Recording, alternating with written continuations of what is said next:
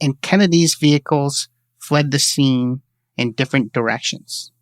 That is so horrifying to me. She probably was like, what the fuck is going on, And Right. then she gets shot. And so, yes, they did go in different directions, but Watkins actually said that he saw Ray Caruth smile in the mirror before he drove away. I don't know if I believe that, but I do. It's not unbelievable. That's kind of a weird, like, can you even see somebody's mouth in a rearview mirror? Oh, he smiled. He probably did. The shots did not kill Miss Adams immediately.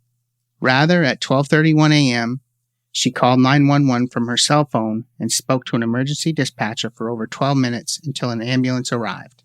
During that call, Miss Adams told the 911 dispatcher that 1. She was 8 months pregnant and had been shot while driving her car. 2. She had been following her baby's daddy, Ray Caruth, on Ray Road. 3. Caruth had called somebody from his house before they left. 4. Caruth slowed his car down in front of her. 5. Another car then pulled up beside Miss Adams' car. 6. Somebody from the other car shot her. And 7. After she was shot, Caruth, quote, unquote, just left the scene of the shooting. So we're going to play audio here of that 911 call. 911, Baker, you need police, fire, or medic? Police, I've been shot. I'm 8 months pregnant. Okay, ma'am, you're 8 months pregnant. You've been shot. You're at Wessex Square. Can you give me any information about what kind of car it was? No. Where's your husband at? I don't have one. Or your boyfriend, the one you said that was with you? Where's he He was at? in the car in front of me, and he slowed down, and somebody pulled up beside me and did this. And then where'd he go? He just left. Okay. All right. What's his name? Ray Caruth. He played for the Panthers. Okay. What's his name? Ray Caruth. Ray Number Caruth. 89. Despite being shot, she had her mind still going, and she could mention all of these things in her phone call. So that's amazing. At around 12:43 a.m., police officer Peter Grant arrived on the scene. Officer Grant conducted an on-scene interview with Miss Adams, in which she identified Ray Caruth as the driver of the vehicle that slowed down in front of her. At 1:10, an ambulance delivered Sharika to the Carolinas Medical Center. There, in an interview with Officer Grant, Mrs. Adams, Sharika, described the events, explaining that 1, she and Caruth went to the movies together and returned to Caruth's house to retrieve her car. Which is suspect in itself. Basically, Ray was setting this up all along. Yeah. That's why they took separate cars. He was planning on stopping her at one point in his car. Yeah, why not just drive her home? Exactly. Number 2, she followed Caruth down Ray Road. 3, Caruth came to a stop. And 4, she couldn't go around him on the 2-lane Ray Road. When Officer Grant asked Sharika if your boyfriend did this to you, she nodded her head and said yes. Yeah, let's talk about this. She was shot 4 times. She gave her location. She gave them Caruth's home address. She gave them part of the license plate. And she also, after she got shot, drove a couple of 100 yards into a neighborhood and was like blaring on her horn. She had an amazing will. Yes. At 4 a.m., doctors moved Sharika to trauma intensive care unit. At 7 a.m., she had a tube inserted into her throat. Tracy Willard, the attending nurse at the time, asked Miss Adams if she could remember what had happened. Miss Adams nodded and motioned the nurse to bring her a pen and paper. In her own handwriting, Sharika again described the night's events, including Ray Caruth's actions. Soon after communicating with Nurse Willard, Sharika went into a coma until she died a month later on December 14th, 1999. Her baby had a lack of oxygen for 70 minutes. Her son, Chancellor, survived, but suffered brain damage. At first, they believed that Sharika was going to make it and that the baby was going to die, but it was just the opposite. Yeah, and if she hadn't have made that phone call, her baby would have died. Yes. And yeah, her son had more than brain damage. Yeah, he ended up with cerebral palsy, and Yeah. he has all kinds of special needs, speech impairment, etc. On November 25th, Thanksgiving, 1 week after the shooting, the state arrested Caruth and charged him with offenses related to the shooting. Caruth posted bond and was released on bail on the condition that he remain in the city. So at this point, Caruth was pointing the finger at Van Brett Watkins, and they were blaming Caruth.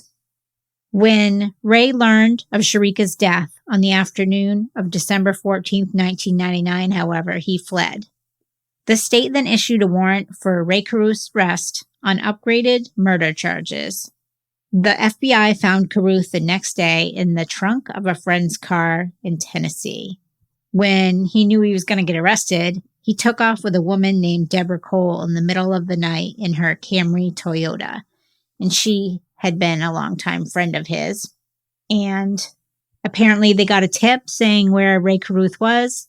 And that tip came from Ray's mom, because she was terrified that they were going to shoot her son, or that her son was going to end up dead, which is a real possibility. Like a black man on the run. Super scary. They found him at the Best Motel, and he was outside the motel in a trunk of the car. He had $3,900 cash, bottles of his own urine, extra clothes. The cop said that he had candy bars in his hand, which sounds like you, Casey. That's how I would definitely be found. Like a candy bar in each hand. I would have a Snickers, some jelly beans, probably some gummies. Oh my God. And a cell phone. He had been in his friend's trunk for 24 hours. That's quite a sight. And without saying, I'm going to say it anyways, Ray Caruth was suspended from the Panthers on December 16th, 1999, citing a morals clause. So no more football, just candy bars and trunks. What a large fall from grace. Yeah. Here he is, signs a $3.75 million contract. He had over $1 million right off the bat in the signing bonus. And he's found with less than $4,000 in fucking candy bars. His dick ruined everything. Yeah. Well, his mind ruined it. And his dick. So he was a greedy narcissist, as I led this whole podcast with. Yeah, he could have just taken care of the baby. There's a thought. Or maybe wore a condom? Right. I don't know. Weird. The state charged Caruth with first-degree murder of Miss Adams, conspiracy to commit that murder, discharging a firearm into occupied property, and using an instrument to destroy an unborn child. The state also charged co-conspirators Kennedy, Watkins, and Abraham with crimes related to the murder of Miss Adams. Their bail was $1.5 million each. Caruth was tried alone before a death-qualified jury. The trial continued over 6 weeks and consumed more than 25 trial days. That's it? Yeah, I think it was pretty cut and dry. You pretty much had a hitman saying Ray Caruth orchestrated the whole thing, and then all Ray Caruth could sort of retort with was they were coming after me for drug money. So it was pretty cut and dry, especially with the way it all unfolded, how he called his conspirators before, how he planned the whole night. It was really obvious. And of course, Sharika's direct testimony of what happened. In addition to Sharika's statements, the state offered numerous exhibits and testimony of over 20 witnesses, including co-conspirator Michael Kennedy, to establish Ray's orchestration of Sharika's murder. Through cross-examination, the defense attempted to establish, like you said, that it was a drug deal gone wrong. The defense offered 45 witnesses who testified that Caruth had good character and a gentle nature, and that he was looking forward to the birth of his and Miss Adams' child, and that his bright career as a professional football player with the Panthers gave him the means to pay child support. They were trying to undermine the character of the hitman instead of Ray. His lawyer was also well-known defense lawyer David Rudolph, and he was on Netflix on The Staircase, and he was Michael Peterson's defense lawyer, which is pretty interesting. He'll take any case, obviously. Just the big ones. I wonder if there's like a special place in hell for defense lawyers. Like, do they get their own like good section? They get their own table? There's a whole purgatory area where they have to spend for all the lies that they told. Oh. In rebuttal, the state offered the testimony of 2 of Caruth's former girlfriends. Both testified to Caruth's anger when each of them became pregnant with his child, his unwillingness to pay child support, and his threats of violence to them. They also played Sharika's 911 call, naming Ray Caruth. They put one of the paramedics on the stand, who mentioned that Sharika said that Ray did it. So, I mean, you're in trouble right there. You've got a dead woman's 911 call. You're going down. After 2.5 days of deliberations, the jury indicated in a note to the trial judge that it was divided on all charges and wished instruction. In model language, not challenged by Caruth, and less coercive than approved in other cases, the judge instructed the jury to deliberate further. After another day, it returned its verdict, acquitting Caruth of first-degree murder, but finding him guilty of conspiracy to commit murder, discharge of a firearm into occupied property, and use of an instrument to destroy an unborn child. The court sentenced Caruth to 245 months imprisonment. That's 18 to 24 years. Good math right there. Thank you. For conspiracy conviction, plus 2 consecutive terms of 31 to 47 months. That's 3 to 4 years. Thank you. For the remaining 2 convictions. He was cleared of the first-degree murder, and that spared him from the death penalty. The man who pulled the trigger, the hitman himself, pled guilty to second-degree murder and will be in prison until at least 2046. So he got a 40 to 50-year trial. The driver, Kennedy, pled guilty to second-degree murder and was sentenced to 11 years in conspiracy to commit murder. He was out in 2011. Abraham, the guy the sucker who was just in the car and didn't know what the fuck was going on. It's one of those, you pick some bad friends. Oh, God. He pled guilty to accessory after the fact to assault with a deadly weapon with intent to kill, inflicting serious injury. That's a really long sentence. He was sentenced to 90 days in jail and 5 years probation. So they were like, get the fuck out of here. Don't do it again. Pick some better friends. Abraham. If you ever get picked up in a hootie, a hoopy, a hoopla. It's What'd a you call it? hoopty. Hoopty. Hoopty. That's your first indication that you should just not get in the car. No hoopty hoopla hooplas. The aftermath. After nearly 2 decades of incarceration, Ray Caruth decided to write an apology letter to Sandra Adams, Sharika's mom. What appears to be a self-serving letter, Ray starts off innocently enough, praising Sandra for the incredible job she has done raising his son. Had Ray stopped the letter after the first paragraph, we would assume that Ray had grown as a person. However, Ray follows praise by quickly diving in to call Sandra a liar for things she has said over the years and how she was attempting to garner public sympathy. In short, Ray is still the narcissist he always was, and he knew this letter was going to be released also, by the way. He was more worried about his image and how people see him in the public eye. And believe me when I say this, Sandra Adams has given Ray the benefit of the doubt and is much kinder than any of us would be under the same circumstances. Upon release from jail, Ray Caruth was adamant about taking custody of his son, Chancellor. Hell no. Hell no. Literally, though, a day after Ray wrote this letter regarding custody, he flip-flopped and wrote another letter stating that he would not pursue custody. Yeah, he said, for all involved or invested in this ordeal, please calm down. I will no longer be pursuing a relationship with Chancellor and Sandra.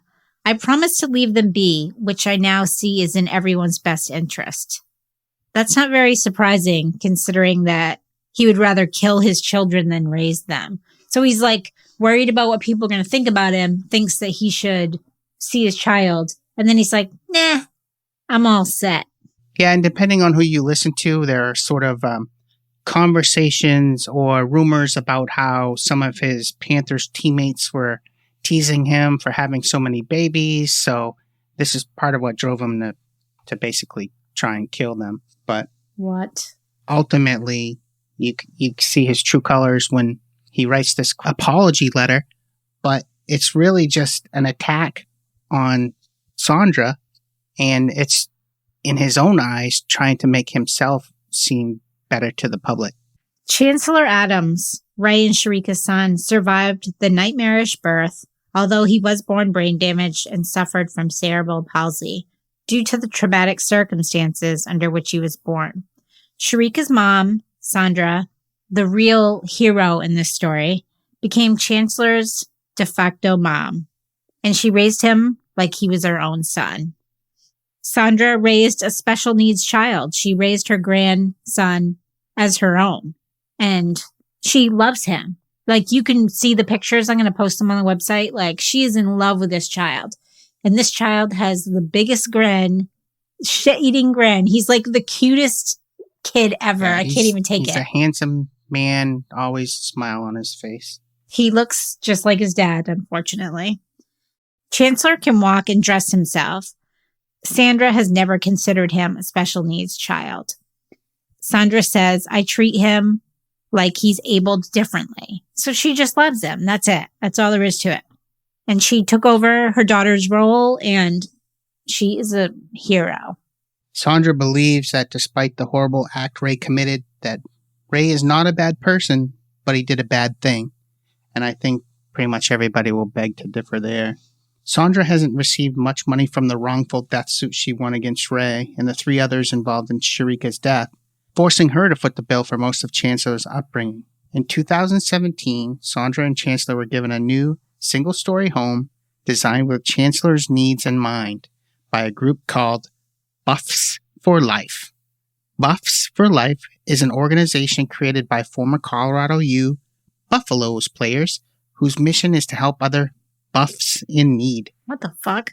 Yeah, it's just a shortened term for Buffaloes, Buffs.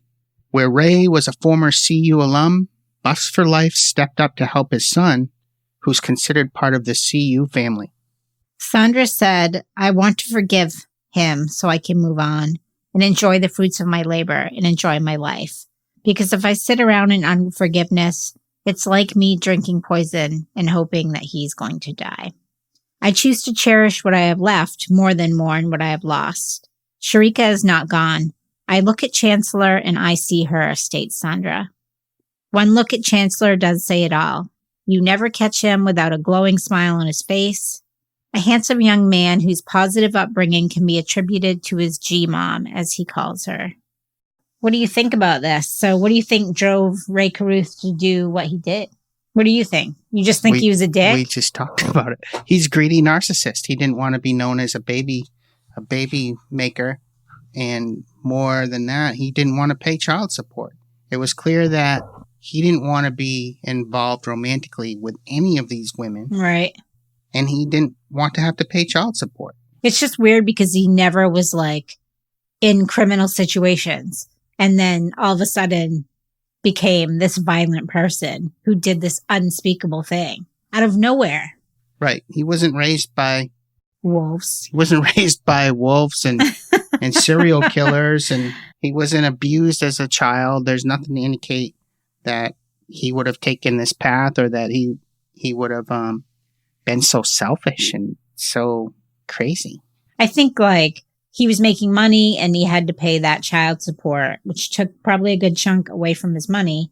And then he got that injury and he started worrying about his financial issues and his freedom.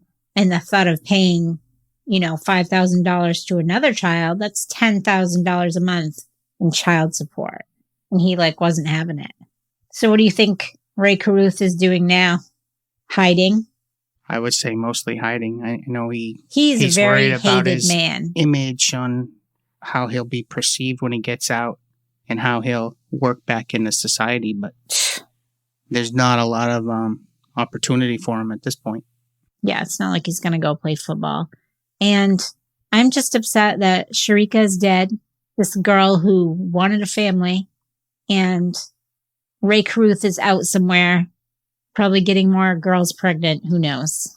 That's what's so remarkable about Sandra, because although she could take that same tact or have that same feeling, she believes that Sharika lives on in Chancellor. Yeah.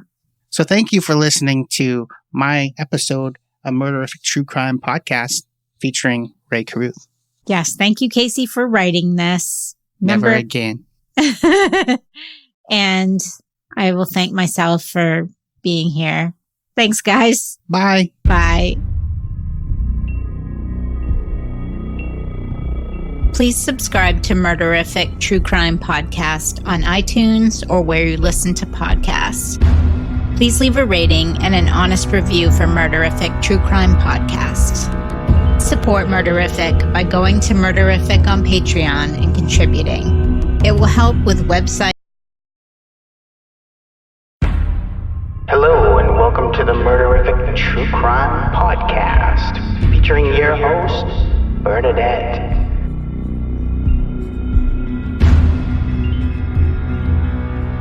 Content warning. The Murderific True Crime Podcast contains offensive language and will have information about kidnappings, torture, murder and sexual assault. It is inappropriate for children or the faint of heart. Welcome to Murderific number 17. My guest today is Ashley. Hi there. And we're going to be talking about Ayla Reynolds today, which is a Maine case. Before I start that, though, I just want to give a shout out to the people that are listening to my podcast and following on Podbean or iTunes and following on social media. Thank you so much for the support. And I just want to give a shout out to my patrons right now, all of them. There's Ainsley Vanderbush, Casey Kucher, Christina Snyder, Danica Pease, Karen Parker, Michelle Reck, Obscura, True Crime Podcast, Rebecca Titus, Sharon Jordan, and Uncovered the Podcast. Thank you for supporting.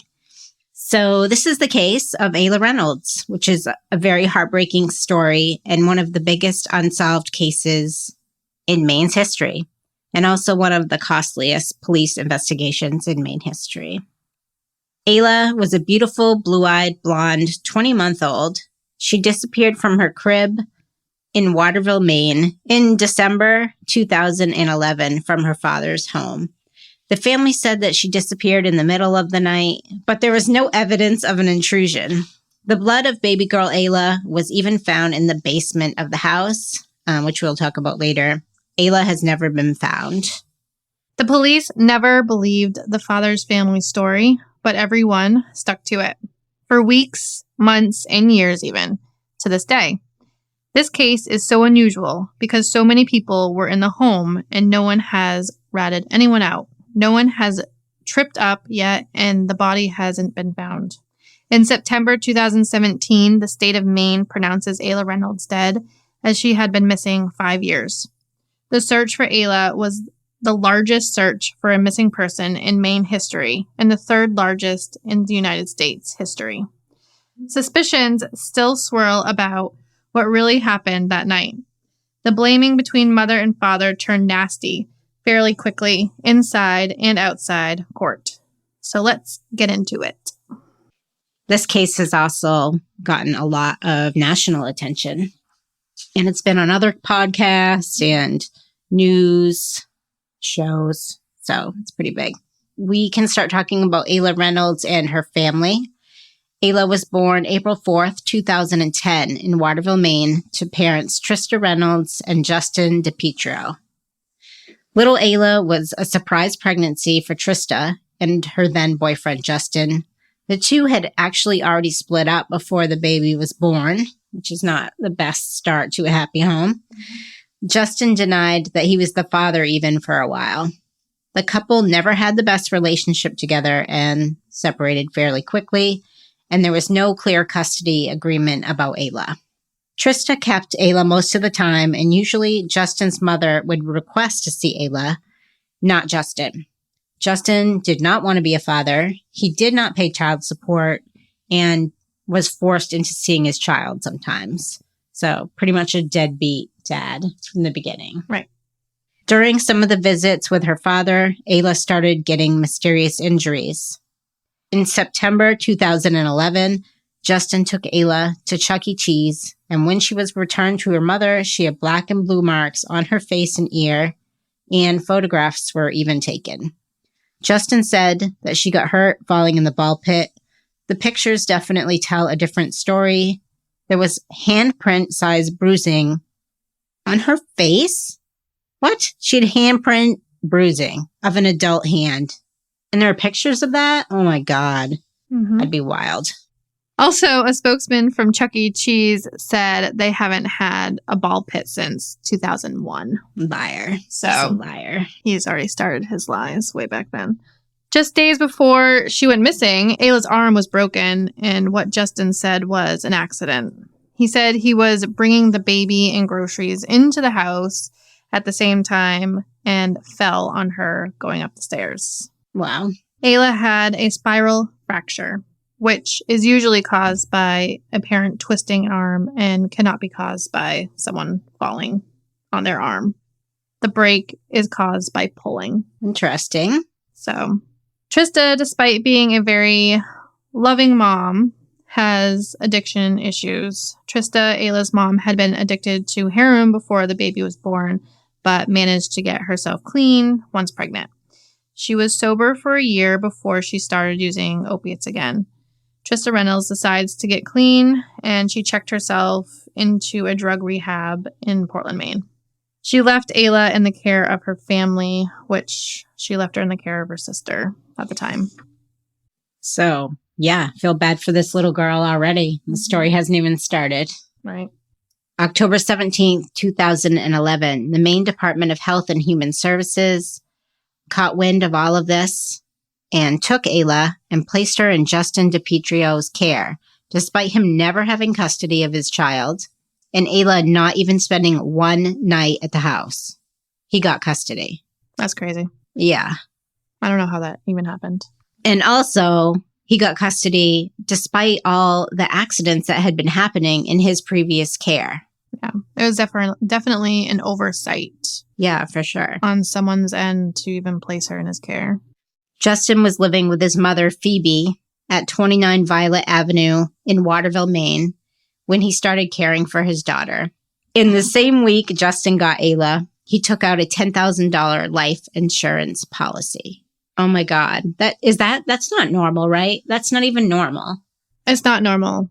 I haven't done that for my child. Oh my God. And also for not wanting to be a father. Right. To getting a life insurance policy for your child who you never thought was even yours. Wow. Is a little suspicious. Trista, Ayla's mom, filed paperwork to regain custody on December 15th, 2011. Trista was very concerned about Ayla's welfare. She said that Ayla is upset and dirty during previous visits with her father. On December 16th, Trista called Justin and asked to talk to Ayla. He would not put her on the phone because he said she was watching Home Alone.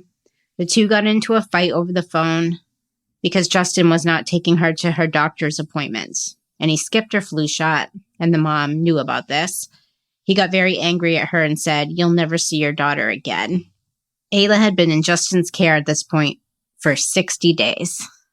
Which I find kind of crazy that Trista went to rehab and she got clean and she had sole custody of her daughter. Right. And when she did get clean and she was out of rehab, why didn't someone step in and give her back to her mother? I don't understand. I don't know how the state of Maine does those things, but it doesn't really make sense. Right. When you think about it. Yeah. Especially after all the accidents and right. things happening and worrying about the welfare of her health and safety. Mm. She was reported missing from her bed on December 17th, 2011. So they had the heated discussion on December 16th. And where he says, you'll never see her again.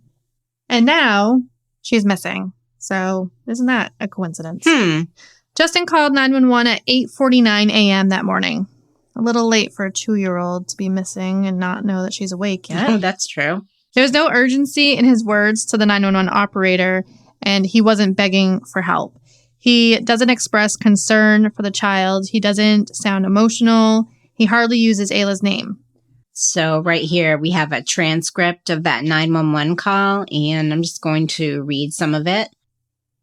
Before reading the transcript, I have to say that we should listen to the way that Justin speaks to the 911 operator, because he is being overly polite.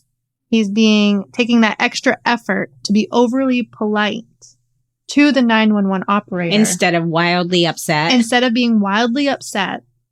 So he's already trying to make like almost like amends with the person that he's talking to. So he seems like sincere and... like rehearsed? Yes, totally rehearsed. 911, where is your emergency? Justin, Waterville, Maine. Spell the name of the road just so I have it right. Justin, I woke up this morning. My daughter is not here. Okay, how old is she? Justin, she is an infant. She's only 20 years old. She is how old? 20 months old. 20 months old? She's not even 20 months old. The operator says, was there anyone else with you overnight? Justin says, my sister's here. My daughter and my girlfriend and her son are here. Hang on, I'm putting you through. This is in Waterville. Yes, sir. What number are you calling from in case I lose you? Justin sighs and gives his phone number. They say, okay, hang on. I'm putting you through. Do not hang up. What's the address?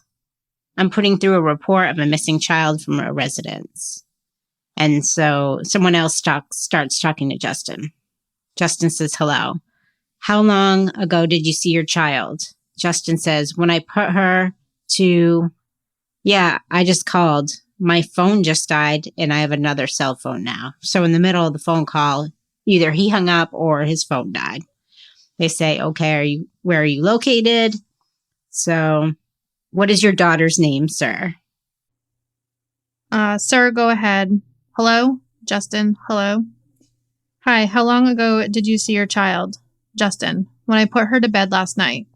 My sister had checked on her, woke up this morning, went to her room, and she's not there. Operator, okay, how old is she? Justin, 20 months. Yes, ma'am. All right, so you saw her last sometime in the evening? Justin, yeah. I put her to bed at 8 o'clock. Operator, all right. So weird. Why would you even say 8 o'clock on a call with 911? Yeah.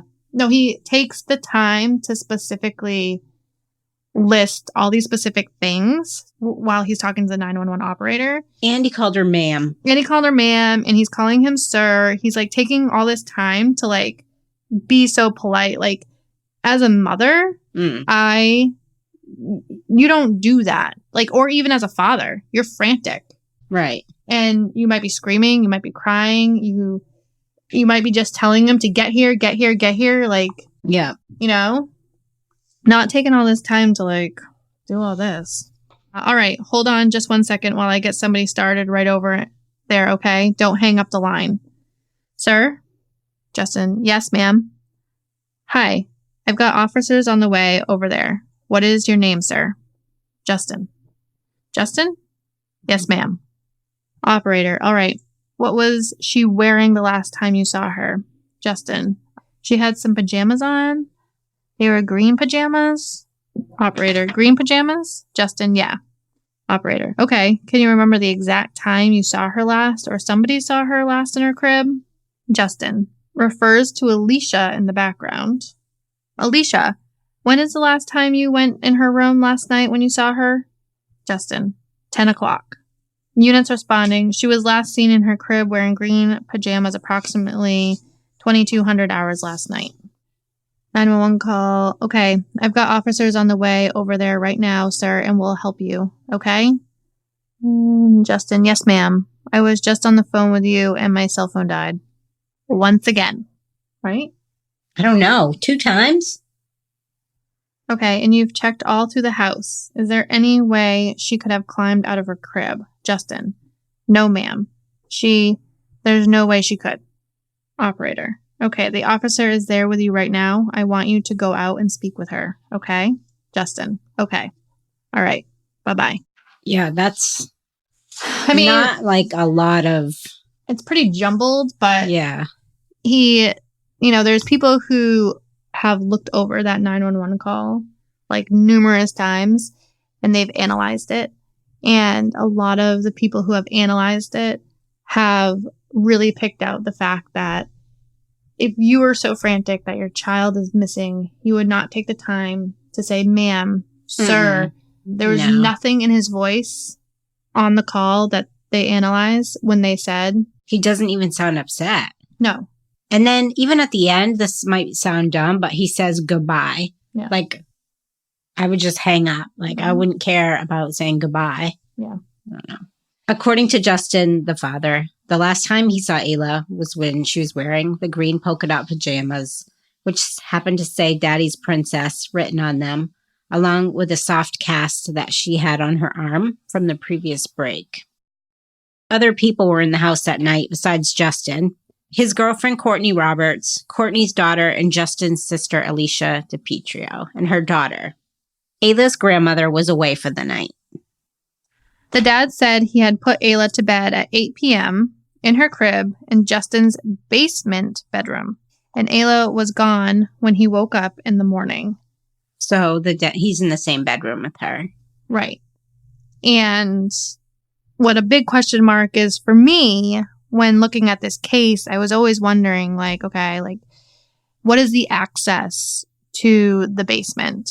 You know, is it a door, basement, you know, access, or is it a bulkhead? Because if it was a bulkhead, it would be super loud.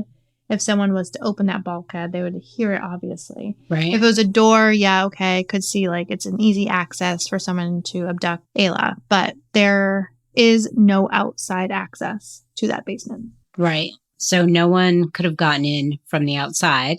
Right. And for someone to break into the house, there was all of those people were in the house. It's a lot of people, and nobody heard anything, which is Right. weird.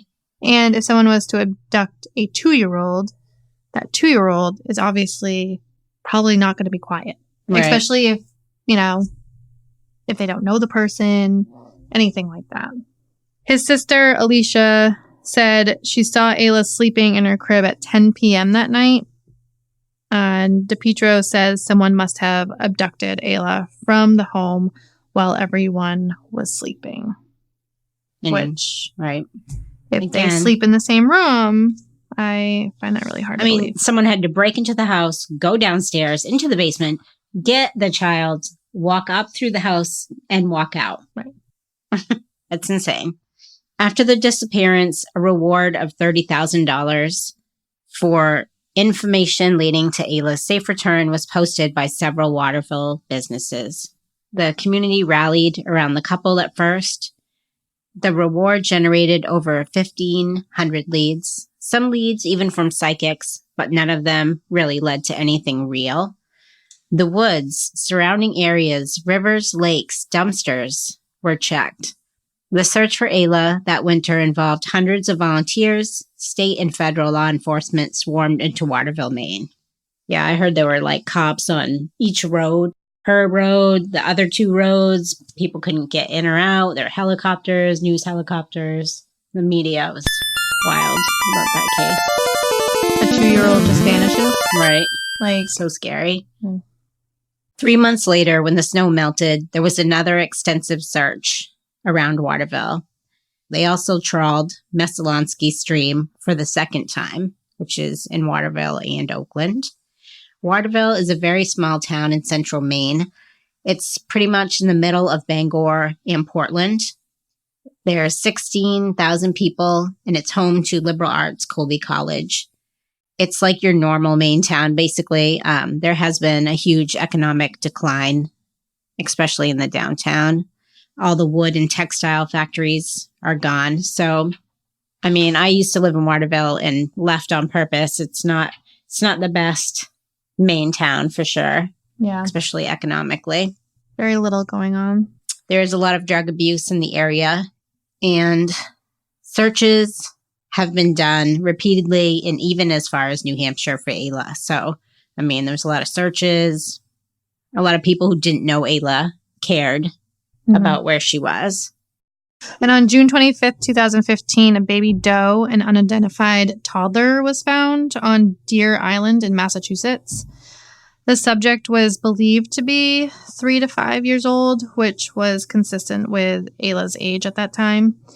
And the unknown baby was eventually identified in September of 2015 as Bella Bond, which was another missing toddler but she was from Boston, Massachusetts. I wonder what her story is. I know. We'll have to do that one next.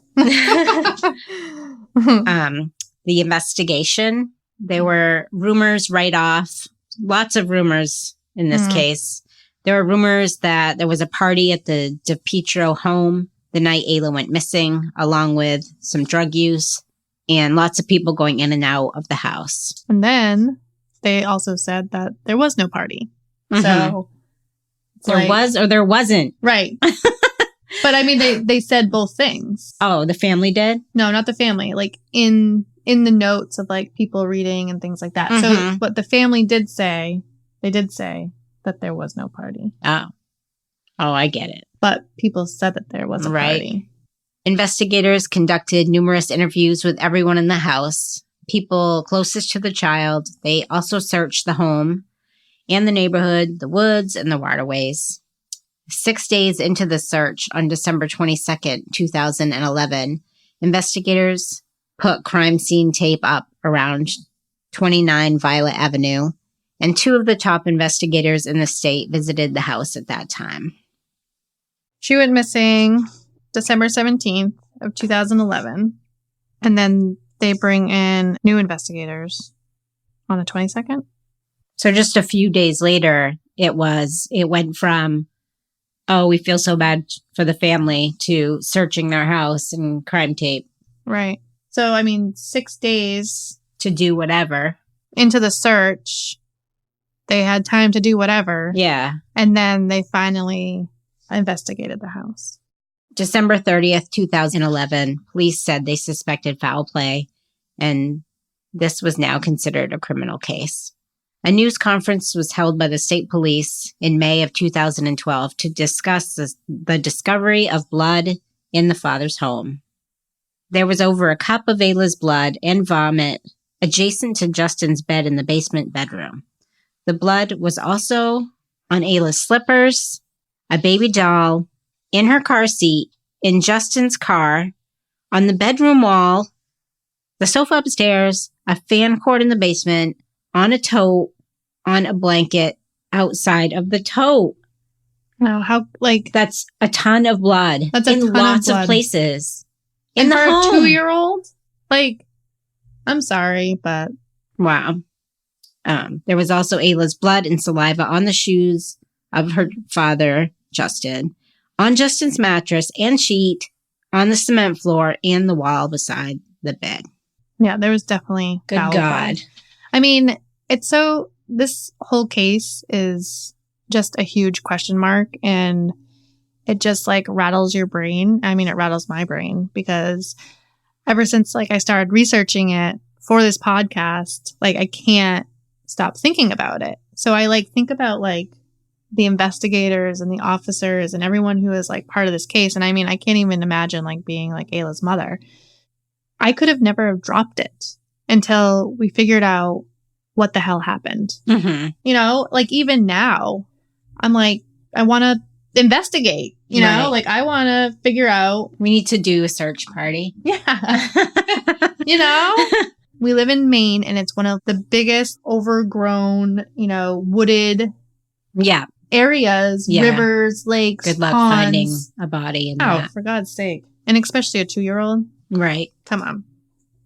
The state mentioned it was more blood than a small cut would produce. The state of Maine said they believed Ayla was dead.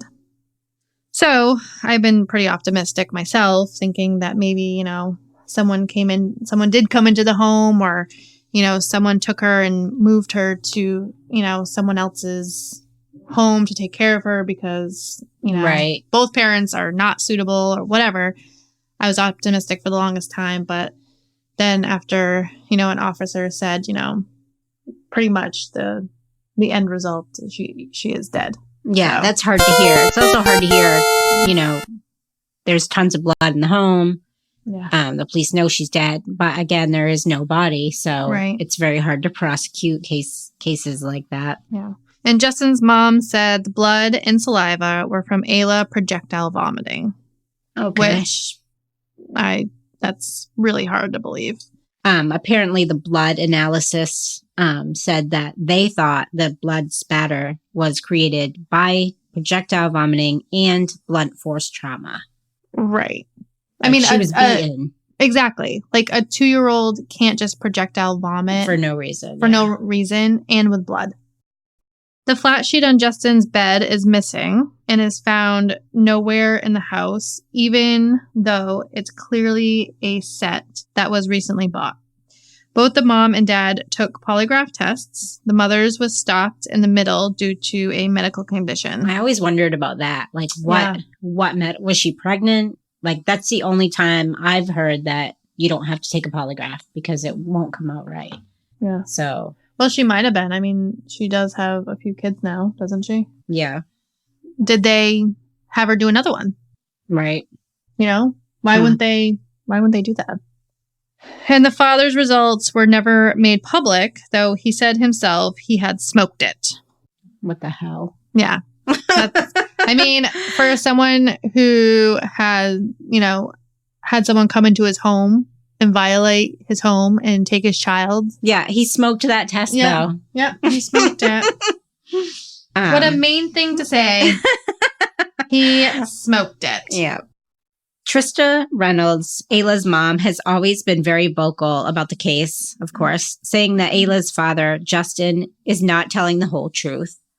On December 23rd, 2011, Trista appeared on the Today Show and publicly blamed her ex-boyfriend.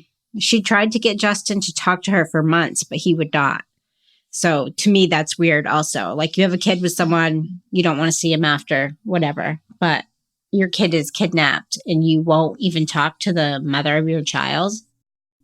Justin had a court case in Portland about an unrelated domestic abuse case against his girlfriend at the time.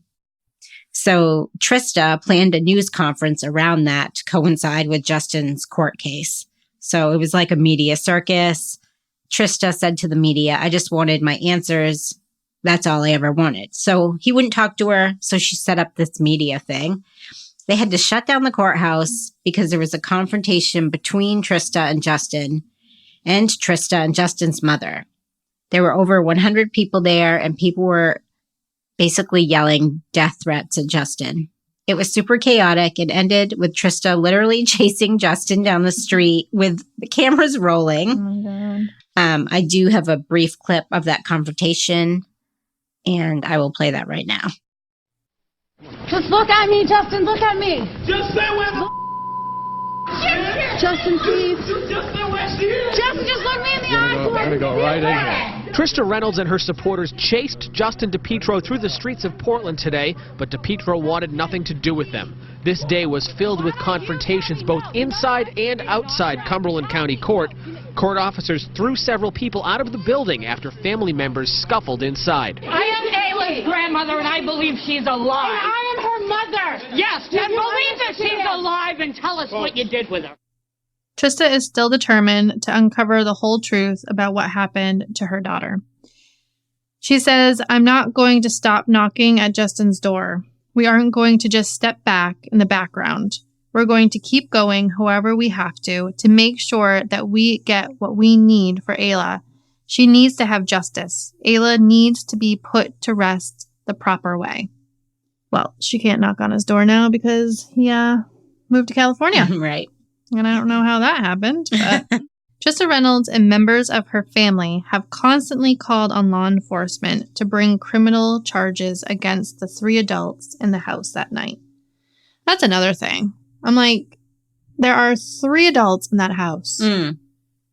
You know, I understand legally, like, you can only do so much. You know, they get lawyers and they say, you know, don't talk or this, that, or anything. But honestly, like, this is a child. And at some point, like, sometimes I wish we could go back in time and lock people in rooms. And be like, that's what Justin needs. You need to tell me this. Good old torture session. Or I'm going to cut up your finger. That might work. I don't know. You know, it's just like. Well, Justin knows for sure. Yeah. Justin's girlfriend was there. Well, and they said that there was 2 little kids there too. Yeah. So guess what? one day when they grow up Mm. and they can talk, Yep. someone better be interviewing them. Because I bet they know what happened too. But that's the other thing. Why only Ayla? Why did only Ayla disappear? Well, let's talk about that. He hurt her a couple times. She had bruises. She had a handprint on her. She had a cast. So his mother wanted Ayla. He's put in this role to be a dad. Doesn't want to be a dad. So he knocks her around a little bit. And then one night he probably got pissed and he probably kicked her or hit her. That's what happened. Yeah. I think he physically abused her and she died and everyone covered it up for some horrible reason. Yeah. And I mean, and as parents themselves, his sister is a mother. His girlfriend was a mother who has children. I'm sorry, but people who have children who, you know, they love and, you know, brought into this world, like, is not okay with seeing any child being hurt or anything like if he did that. Like, if it was my brother, I would tell. Exactly. Yeah. But how could they even justify or be okay with any of that happening? Thinking that, oh my God, what if this was to happen to my child? Right. That's the only thing I can think of that happened in the house. I have no idea. It's such a big question mark. So Justin did not speak publicly about Ayla's disappearance for almost 3 weeks. Justin always said he remained silent because he was too emotional and didn't want to hurt the progress of the case. Which he has never been emotional. Yeah. At all. No. Justin finally broke his silence and he talked to Crime Watch Daily in December of 2017. So not that long ago. He wanted to meet near his house. He has since moved out of Maine to Los Angeles to get out of the spotlight and he wants to live a normal life. He left saying he was uncomfortable. The next day, they were supposed to meet again at a hotel, but he backed out for the second time. He did agree to speak on the phone to reporters. Here's a quick clip of Justin speaking in the interview. Initially, the first few days, I was emotionally incapable of coming out to do an interview, and I had been advised that by coming on and doing an interview by law enforcement that it could possibly hinder the investigation, and I'm here to help in any way I can. Justin also said, quote, "It is important that the public hear it from me personally that I have no idea what happened to Ayla and that I am not hiding. I would never want anyone to spend even a minute in my shoes. No one should ever have to experience this. It has affected me in more ways than anyone can imagine. Please don't give up or lose hope because that is easy to do. Please be grateful for what you have. I know what I don't have." So he spent the whole interview talking about himself. About himself. He has a child who's gone, missing, and he's talking about himself. Like, that doesn't make any sense. And also, he said nothing about Ayla. Okay. Yeah, so I don't believe him for a second. Nothing about him screams, I have a child who was abducted. Right. And I mean, basically he's trying to make himself look better into the eyes of, you know, the people who know that he's guilty. Yeah. But he's trying to tell them, you know, I'm not running away. But you are. Right. Because you're not here trying to figure out what happened. When, you know, Ayla's mom, Trista, is like constantly doing all kinds of different things. Every year, we hear from her. I mean, didn't she just put something on the news or? Yeah, she's still got some stuff going on. Yeah. I'll say it again. Yeah. I don't know. Most people that lose a child, they think about it every second of their life and work to find their child until they die. You know, that's what you would do. It would drive me mad. As men, too. It would drive them mad. I know for a fact. But he's not normal. No. He's not a normal dad. He never wanted to be a dad. He's lied. Piece of garbage. He's lied numerous times about a lot of things. He's physically abused her many times. And he's one lucky son of a bitch because he's gotten away with it so far. At the 1-year anniversary of Ayla's disappearance, the Maine State Police Maine Warden Police and Waterville Police said they would not stop search efforts until the girl was found. A month after the girl went missing, there was a candlelight vigil in Waterville. The vigil was attended by Justin, her dad. He was the first to leave and refused to speak to media. Her mom, Trista, organized a 4-mile walk called Eyes Open, which was a walk in Waterville and another walk in Portland in May and July of 2012 to keep media attention on the case. The mom, Trista, still does interviews every few months or so on major news stations, and she has not given up. So a lot of people have spoken about the Waterville police in this case, basically saying that they were incompetent, specifically the Waterville police. It is hard to tell, but people say that they weren't equipped for a case like that, and I definitely believe that. Yeah. I mean, just the fact that it took them a week to search the house, all that evidence is gone. They should have definitely, obviously, immediate search for the child, but they should have taped off that house as soon as that cop showed up, and they should have sent more. So it is hard to tell. Maybe there wasn't enough evidence to arrest anyone, and maybe they didn't do enough to catch the person who did this. But the reality is it's very hard, again, to prosecute a case against someone without a body. Like, you could have a lot of blood and they could take him to court and then lose, and then what? So maybe they're waiting to find the body. Maybe they're waiting for, who knows, because they can't tell us. Yep. Maine police are still hopeful that they will solve this case. And it's a very sad case about a child definitely lost in the shuffle with a mother who was addicted to drugs.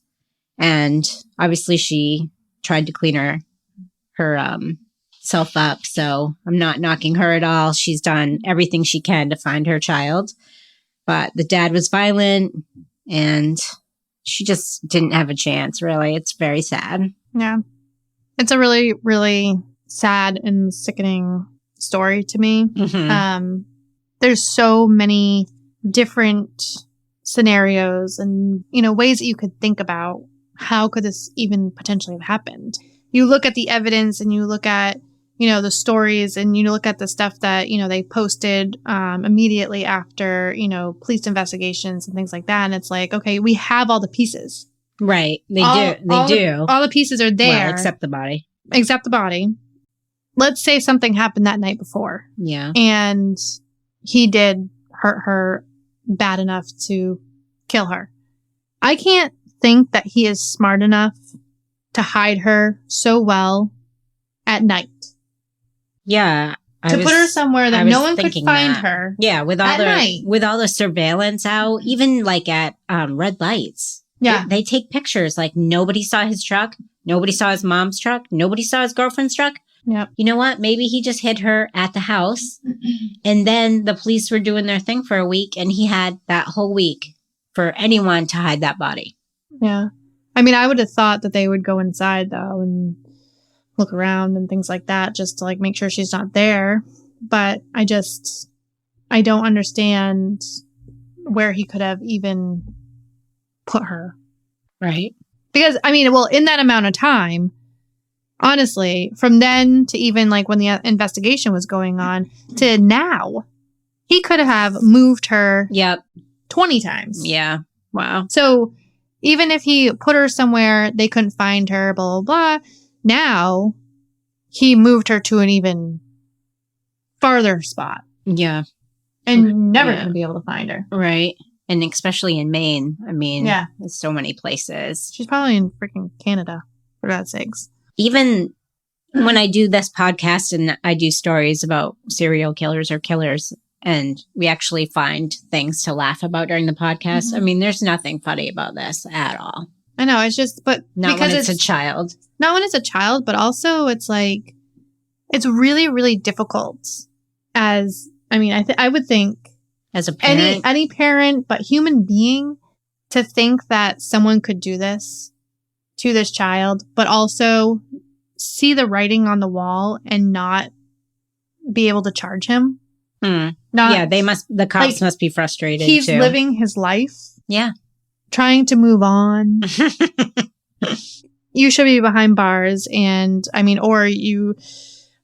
believe Karma. He should have the death penalty. Karma's a bitch.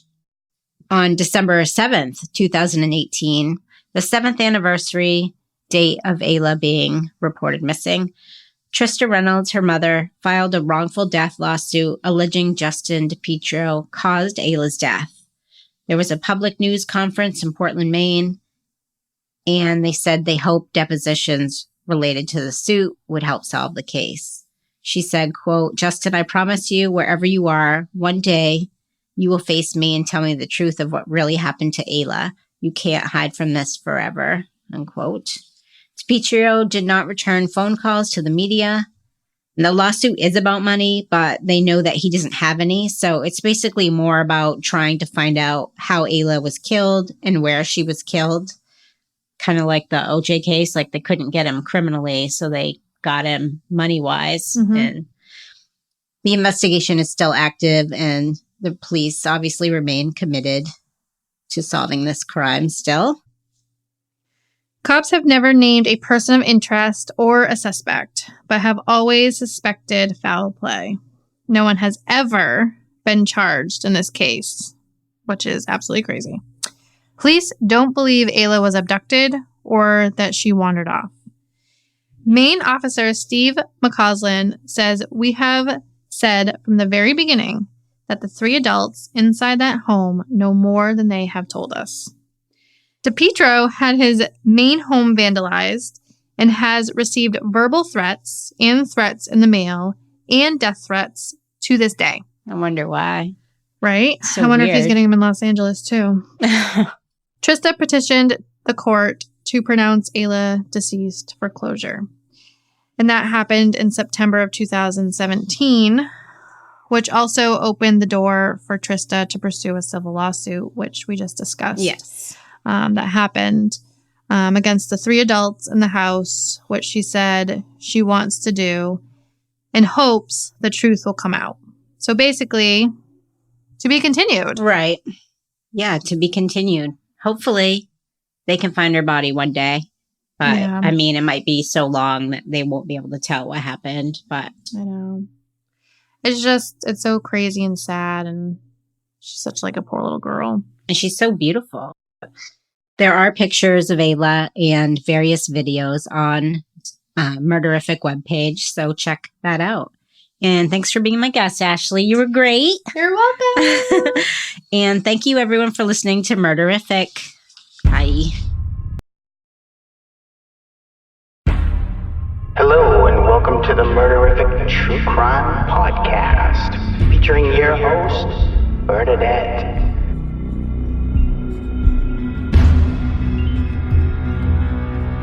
Content warning. The Murderific True Crime Podcast contains offensive language and will have information about kidnappings, torture, murder and sexual assault. It is inappropriate for children or the faint of heart. Welcome to episode 16 of Murderific. My guests today are Rebecca and Roderick. Becca has done this before, but this is Roderick's first time, so thank you for your time and your input. So basically, this is the Pelletier podcast. It is. Today. I have a brother now.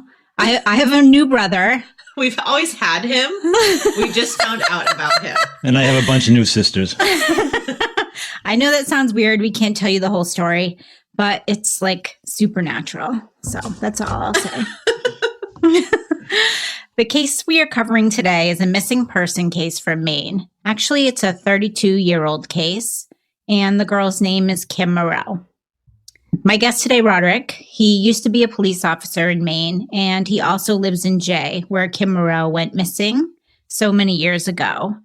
Before we get started, just a heads up, I was fortunate enough to speak to Kim's father, Richard Moreau, and there will be clips of him speaking throughout the podcast. So let's get started. Here was a girl from a small town, just living a normal life, and all of a sudden she's gone. I can tell you, it definitely changed a lot of the older people's thinking about it. Mm-hmm. Unfortunately, young people, even today, think they're invincible and that nothing can happen to them.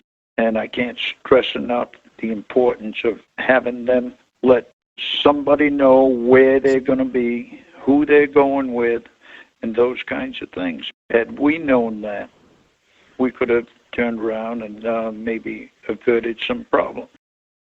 Kim Moreau went missing May 10th, 1986, after leaving her home around 11 p.m. She was last seen on Main Street in the town of Jay. Jay is a small rural town in Franklin County. So Maine. Everything in Maine is pretty much small town.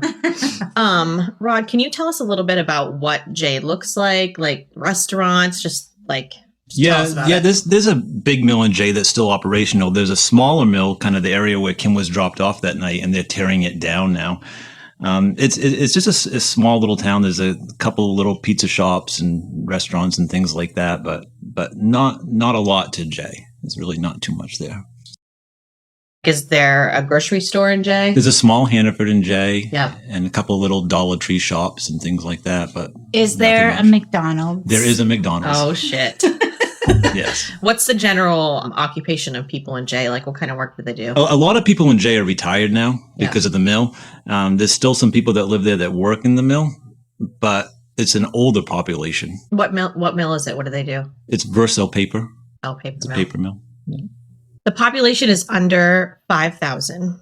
Jay's murder rate has stayed at 0 until 2017. So obviously it's a very safe town.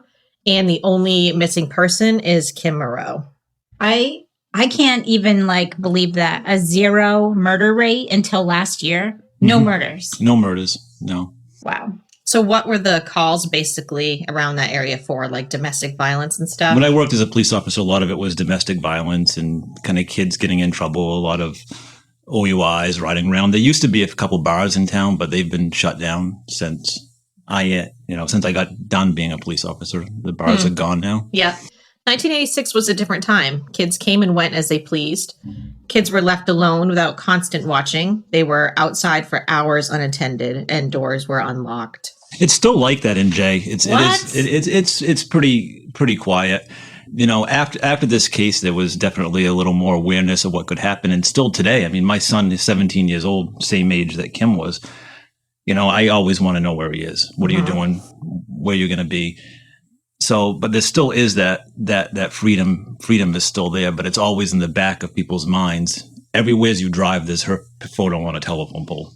Yeah. Every couple miles, you're reminded of it all the time. Yeah, the town has never been able to forget about it because of that. Mm-hmm.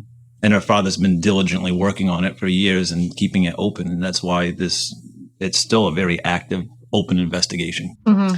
I was talking to a few people about this case, and they said, "Oh, is she the one who's on the posters around this town and this town?" And I said, "Yep." The posters are still up, 32. And he changes them every couple of years. Yep. Yeah. Like the format of the poster and the picture and stuff? It's the same picture, same colored tape that's surrounding the telephone pole where it's attached. Every few miles, you see them. Even today on the way down here, my God. Neighboring towns when I'm traveling down to do this podcast, reminding me as I'm coming to do it. I probably saw 5 of them. Oh my God, that's so insane to me. Yeah. 1986 definitely was a little bit of a different time. I remember playing outside with my cousins and my friends.